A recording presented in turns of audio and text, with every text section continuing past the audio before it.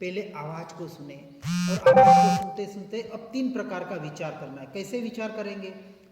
आवाज आ रही है, कान सुन रहा है। कौन सुन रहा है? कान सुन रहा है, मैं जान रहा हूँ। कान सुन रहा है, मैं जान रहा हूँ। अब 2 मिनट उसका अभ्यास किया, फिर उसी को आगे बढ़ाना है। जब कान उस आवाज को सुनता है तब मैं आवाज को नहीं, ज्ञान को जानता हूँ। अब दूसरी स्टेप क्या आएगी? जब कान सुनता है तब मैं उस आवाज को नहीं, मैं ज्ञान को जानता हूँ। तो आपका उपयोग कहाँ गया? ज्ञान स्वभाव में आ गया। तो अब आवाज से भी धीरे धीरे उपयोग हटता जाएगा। अब 2 मिनट इसका चिंतन करना है कि आवाज को सुनते वक्त ये ज्ञान जानने में आ रहा है, आवाज को सुनते वक्त ज्ञान जानने में आ रहा है। तो एक क्षण के लिए आवाज को सुनेंगे, दूसरे क्षण ज्ञान स्वभाव में आएंगे। उसको फीलिंग करना है भाव के साथ। ज्ञान स्वभाव यानी मैं आत्मा, अब ये ज्ञान जानने में आ रहा है, ये दूसरा। अब उसके साथ फिर 2 मिनट ये अभ्यास चला, फिर तीसरा अभ्यास करेंगे। अब ये आवाज को भी नहीं जान रहा हूँ, कुछ नहीं जान रहा हूँ, मैं तो ज्ञान से ज्ञान को ही जान रहा हूँ। मैं अपने ज्ञान स्वभाव में ही हूँ, मैं अपने ज्ञान स्वभाव में ही हूँ। अब पूरा विचार, पूरा कंसंट्रेशन कहाँ आया? ज्ञान स्वभाव में आया। तो आपका उपयोग पूरा ज्ञान स्वभाव कहें, आत्मा कहे, ज्ञान ही आत्मा है। पर ज्ञान और आत्मा के बीच में क्या है, इसको हम बताते हैं। कल वैसे ध्यान के इसमें आया था, आपने सुना नहीं होगा तो उसको वापस रिपीट करेंगे। ये ज्ञान स्वभाव तो आत्मा का एक गुण है, पर आत्मा के गुण कितने हैं? अनंत गुण है। अब उसको हम आत्मा तक पहुंचाएंगे, ज्ञान गुण को। कैसे? एक चिंतन चलेगा, ये ज्ञान गुण जो अनंत गुणों के साथ है। ज्ञान गुण अकेला नहीं है। जैसे आंख है, आंख पूरे शरीर के साथ जुड़ी हुई है। आंख कोई शरीर से बाहर निकल के कोई देखने का काम नहीं करती। तो ज्ञान गुण कुछ अलग होके जानने का काम नहीं करता। आत्मा के अनंत गुणों के साथ रहकर ही हर गुण अपना अपना कार्य, अपनी अपनी क्रिया अपने तरीके से कर रहा है। तो ज्ञान गुण उन अनंत गुणों के साथ रहकर उसको जानने का कार्य करता है। तो हम कहाँ आ जाएंगे? ज्ञान गुण से उस अनंत गुणों में आएंगे जो आत्मा के अनंत गुण हैं। ऐसे अनंत गुण जो एक एक प्रदेश में है। आत्मा को असंख्य प्रदेशी कहा गया है। अब जो जो अपनी मान्यता के हिसाब से, उसमें आपकी जो भी मान्यता है उसको बदलकर आप अपने हिसाब से उसको प्ररूपण कर सकते हैं कि यह जो जानने में आ रहा है ज्ञान स्वभाव, यह अनंत गुणों के साथ ऐसा अभेद अखंड एक द्रव्य है, वो आत्मा मैं हूँ। तो ज्ञान गुण से हम उस द्रव्य तक, अपनी आत्मा तक पहुँचेंगे। यह आत्मा वही मैं हूँ, वही मैं हूँ, ऐसे करके उस मैं में, उस आत्मा में एकत्र होने का प्रयास करेंगे। एक एक इंद्रियों का यदि आप अभ्यास करेंगे, ऐसा ही जैसे कान का किया, वैसे 15 मिनट देखने का करें, 15 मिनट नाक से करें, 15 मिनट मुंह से करें। अब ये आप एकांत में अभ्यास करेंगे तो इसकी जो क्रियाएं हो रही होगी, अब ये अभ्यास का फल क्या मिलेगा कि जब आप खा पी रहे होंगे तब आपका ये चिंतन चलेगा, ये खाना पीना किसी और का हो रहा है, ये किसी और के भीतर जा रहा है, किसी और से निकल रहा है, मैं मात्र ज्ञान स्वभाव को जान रहा हूँ। आप अपने उपयोग को, आप शरीर की जो भी क्रिया कर रहे होंगे, चलना फिरना, खाना पीना, उठना बैठना, देखना सुनना, जो भी हो रहा होगा, जो भी आप सेवा में होंगे, भक्ति में होंगे, स्वाध्याय सत्संग में होंगे, कहीं भी होंगे, तो आप अपने ज्ञान स्वभाव में रह सकते हैं। और हम अपने अनुभूति के आधार पर आपको बता रहे हैं। बोलते बोलते भी ये भाव में अपने ज्ञान स्वभाव में ले जाता हूँ और आता है। ये बोल रहा है, कोई बोलने वाला बोल रहा है, किसी भाषा वर्गणा का परिणमन हो रहा है और उसी वक्त मेरा ज्ञान स्वभाव अपने आप को जान रहा है। ये बोलने वाला कौन है, ये क्या है, भले जानने में आ रहा है, फिर भी जानने वाला भी साथ में जानने में आता है। वहाँ ऑटोमेटिक उपयोग जाता है अपने भीतर, ये रह सकता है, लेकिन अभ्यास की बहुत जरूरत है। એટલે આમ ધારો કે અવાજ અંદર ગયો, हाँ તો અવાજ આત્માએ જાણ્યો, हाँ તો અવાજ જ્ઞાને જાણ્યો. हाँ, હવે જ્ઞાન તો છે ને આત્માનો દાગીનો છે. દાગીનો છે. જેમ સોનાનો દાગીનો हाँ, લોટ છે, एक दागीनो છે. દાગીનો છે, તો એ રીતે સીધા કે ભાઈ હું આત્મા જ છું, પછી એ રીતે તો જેમ नहीं. અવાજ ગયો પછી हाँ. જ્ઞાને જાણ્યો, हाँ. અને જ્ઞાન એ આત્માનું એક દાગીનું છે. હા તો આત્મા જ છે ને પછી આ જાણવા વાળો પણ આત્મા માત્ર જ્ઞાન એટલું નથી ને, જ્ઞાન તો એક ગુણ છે ને, તો આત્મા તો અનંત ગુણોનો ભંડાર છે. તો એ જે જ્ઞાન ગુણ છે એ અનંત ગુણોના સાથે રહેલો છે. એટલે એ અનંત ગુણ જે રૂપી છે એ હું છું. એટલે વચમાં અનંત ગુણોને પણ સાથે યાદ કરવા પડે. એટલે જ્ઞાન ગુણ માધ્યમ બને, પણ હું એટલો જ્ઞાન ગુણ નથી. અનંત છે. એટલે માન્યતામાં એકવાર આવી જાય તો સીધા પછી તમે ભલે અંતર આવી જાઓ, પછી એક બધો વિચાર કરવાની જરૂરત नहीं. ये तो क्या है, जब तक हमारा अभ्यास नहीं होता तब तक एक क्रिया है, उसके बाद तो ये क्रिया भी नहीं है. यदि इसके बाद आपका सीधे ज्ञान स्वभाव में आत्मा में आपका उपयोग जा रहा है तो फिर इस क्रिया की भी जरूरत नहीं है. ये तो एक जो भी हम अभ्यास अभ्यास किस लिए होता है कि जब तक हमारा उसका अभ्यास यानी उपयोग वहाँ नहीं जाता, सीधा उपयोग भीतर जा रहा है और हम आत्मा में क्रिया करते वक्त रह सकते हैं, तो फिर किसी भी क्रिया की जरूरत नहीं है. इन क्रिया को भी पकड़ के नहीं बैठना है, क्योंकि क्रिया है तो कर्ता बुद्धि है, कर्ता बुद्धि है तो पुण्य का बंध है. तो सहज में जाना है. फिर सहज में आत्मा तो सहज स्वरूप है, इसलिए सहजात्म स्वरूप जो बताया, ऐसा जो सहज आत्मा का स्वरूप है, फिर अपने होने पने में आ गए तो फिर कोई क्रिया ही नहीं रही. तो क्रिया अपने होने पने में सहज स्वरूप में आने के लिए सहज स्वरूप में आ गए, फिर कोई क्रिया नहीं है, आप ऑटोमेटिक अक्रिय दशा में आ गए, आप अकर्ता भाव में आ गए, फिर कुछ नहीं है. मुख्य गुण ज्ञान गुण मुख्य गुण ज्ञान गुण. हाँ, ज्ञान जाना तो ज्ञान ज्ञान क्योंकि जानने का जो काम कर रहा है ये ज्ञान स्वभाव के द्वारा हो रहा है, इसलिए उसकी मुख्यता बताई है. जो अनंत गुणों, ऐसा घनपिंड, ऐसा एक तत्व, वो में उस तत्व का निर्णय हो जाए और उसमें रहने का आपका प्रयास हो जाए तो फिर आगे कुछ भी करने की जरूरत नहीं है. बस जो भी करना है अपने में स्थिर रहने के लिए करना है. लेकिन इसका फिर जो फल बताया उसकी जो, इसलिए श्रीमती जी ने बार बार उपशम और वैराग्य के ऊपर जोर दिया है.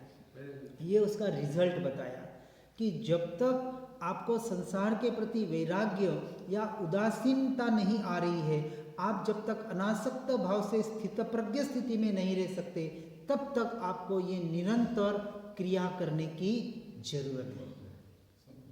इसलिए उन 4 विषय को बराबर समझना है कि संसार में इस प्रकार से रहना है. क्या हम संसार में जो होता है उसको योग्य मान रहे हैं? नहीं मान रहे. कहीं अच्छा और कहीं बुरा मान रहे हैं, कहीं राग और कहीं द्वेष कर रहे हैं, तो वहाँ से छूटने का हमको अभ्यास कर रहा है. और इसके लिए जगत में क्या हो रहा है वहाँ से सबसे पहले छूटना है. जो हो रहा है होने दो, जे था ते योग्य था, तो अब जगत में क्या हो रहा है इससे मुझे क्या लेना देना. बस इसलिए जो होना है, जैसे दादा भगवान वाले बताने ना, यथा योग्य व्यवस्थित स्थिति.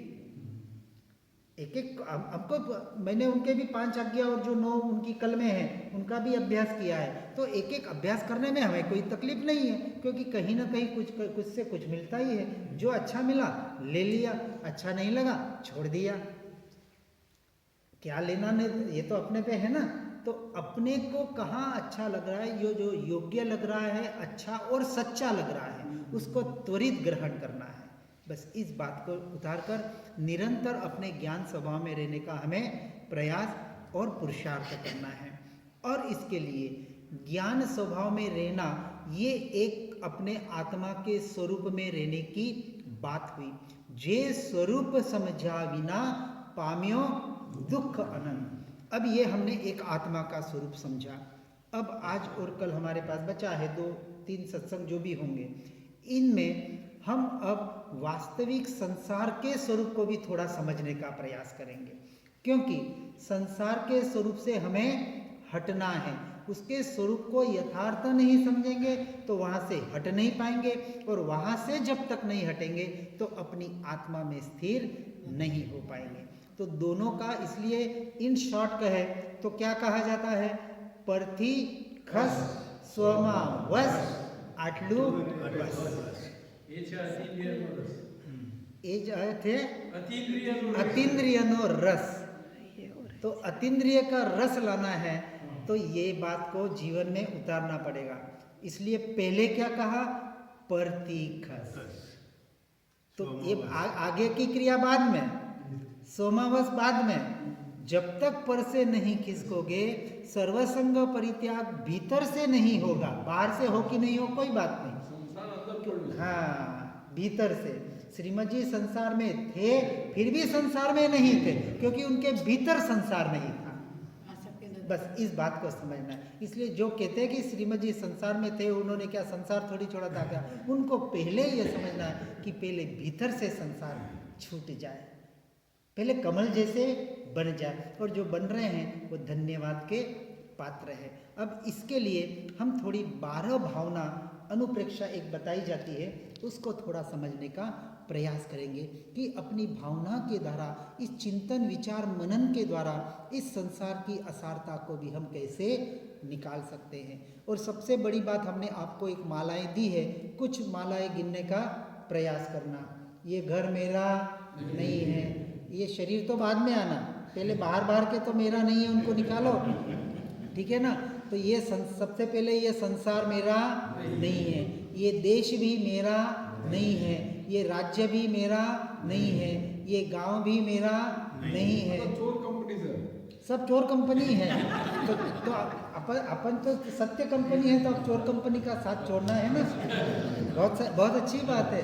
तो चोर कंपनी का साथ तो पहले छोड़ना पड़ता है, तो अब हमारे लिए सब चोर कंपनी है, तो सबसे पहले उसको छोड़ना है। पर इसका चिंतन करेंगे ना, तो कम से कम ये ऐसे भाव जगेंगे हमारे। फिर ये सारे समाज मेरा नहीं है, ये सगे संबंधी मेरे, धीरे धीरे पास में आ गए ना। फिर ये कुटुंब परिवार मेरे नहीं है, ये घर दौलत जायदाद मेरी नहीं है। फिर शरीर पे आना, ये शरीर भी मेरा नहीं है। फिर ये मन वचन काया मेरे नहीं है, ये कर्म के उदय भी मेरे नहीं है, ये इसके निमित्त से होने वाले विकल्प भी मेरे नहीं है, उसके निमित्त से होने वाले मोह राग द्वेष के भाव भी मेरे नहीं है, ये जो शुभ भाव हो रहे ये भी मेरे नहीं है, ये जो आत्मा के शुद्ध भाव हो रहे ये भी मेरे शुद्ध भाव नहीं। इसलिए एक एक स्टेप बताई मैंने।